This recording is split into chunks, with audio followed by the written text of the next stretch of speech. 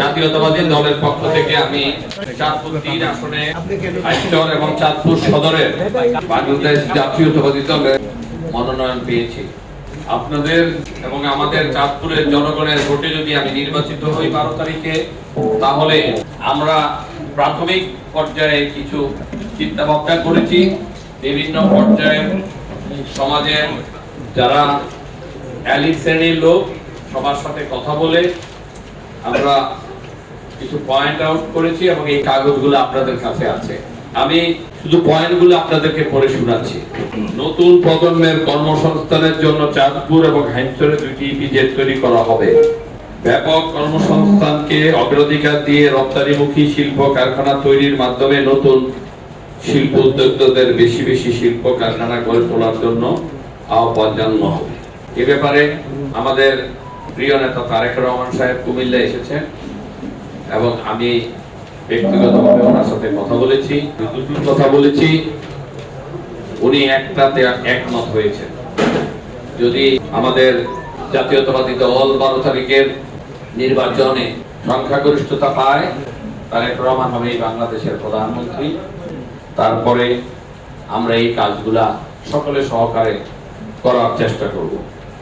মসজিদ, মাদ্রাসা ও সনাতন ধর্মাবলম্বী সহ বিভিন্ন উপাসনালয়ে ব্যাপক মানোন্নয়ন করে সকল ধর্মের মানুষদের সমান অধিকার নিশ্চিত করা হবে। সংখ্যালঘু নয়, সংখ্যাগুরু নয়, সবাই আমরা বাংলাদেশি, এটা হোক আমাদের স্লোগান। চাঁদপুর হাইমচর যাতায়াতের প্রধান সড়ক 4 লেনে প্রশস্তকরণ করে যোগাযোগের ব্যবস্থা উন্নয়ন করা হবে। চাঁদপুরের হাইমচরের সকল সরকারি খাল উদ্ধার করে সংস্কারের মাধ্যমে পানির প্রবাহ চলমান রাখা হবে, যাতে কৃষক খালে পানি ব্যাপক ব্যবহার করে উৎপাদন দ্বিগুণ করতে পারে।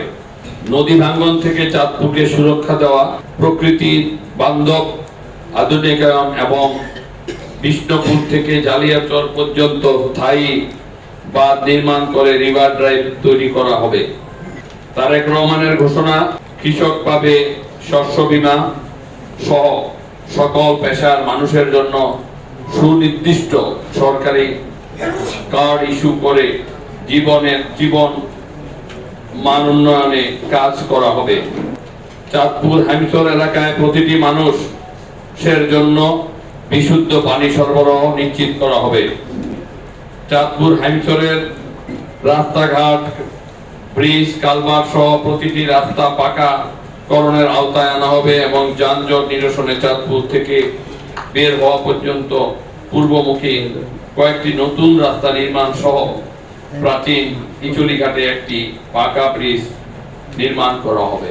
মেঘনা পশ্চিম পারে রাজরাজেশ্বর, ইব্রাহিমপুর, নীলকমল ইউনিয়নকে মেঘনার করাল গ্রাস থেকে রক্ষা করার জন্য বৈজ্ঞানিক পদ্ধতিতে নদী শাসন করা সহ স্থায়ী বন্দোবস্ত করা হবে।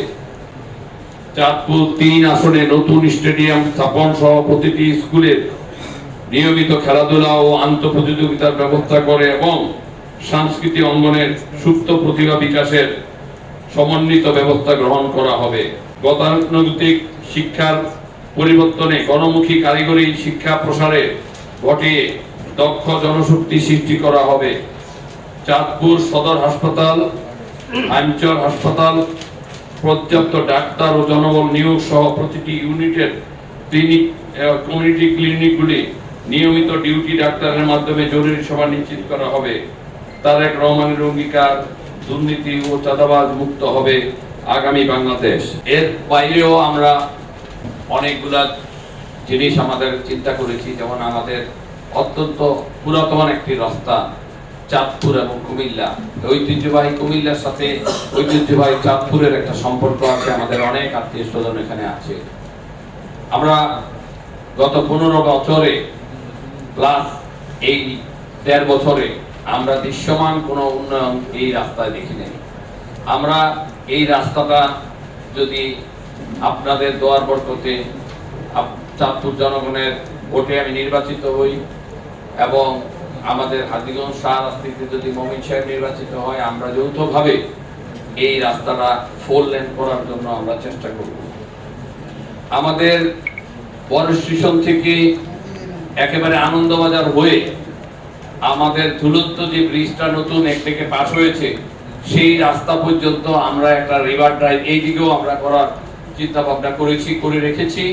যদি সুযোগ সুবিধা আল্লাহ দেয় তাহলে আমরা অবশ্যই এই ব্রিজটা তৈরি করব, তাতে করে একদিকে যেমন আনন্দবাজারের ভাঙাটা বন্ধ হবে পার্মানেন্টলি, তার সাথে সাথে চাঁদপুরের কিছুটা হলো জাম কমবে। বিশ্ববিদ্যালয়, মেডিকেল কলেজ ডিজাইনের কাজ অলমোস্ট শেষের পথে এবং একটি অত্যাধুনিক মেডিকেল কলেজ হবে এবং মেডিকেল 500 শয্যা বিশিষ্ট হসপিটাল হবে।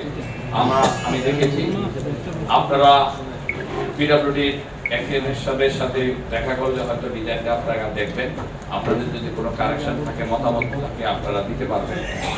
এবং প্রযুক্তি বিশ্ববিদ্যালয়ের জায়গা আপনারা দেখেছেন অ্যাকোয়ার হয়েছে এবং আমরা চেষ্টা করব খুবই তাড়াতাড়ি যেন এইটা জায়গাটাতে কনস্ট্রাকশনের কাজ আরম্ভ করা যায়, সেই দিকটাতে আমরা নজর দেব।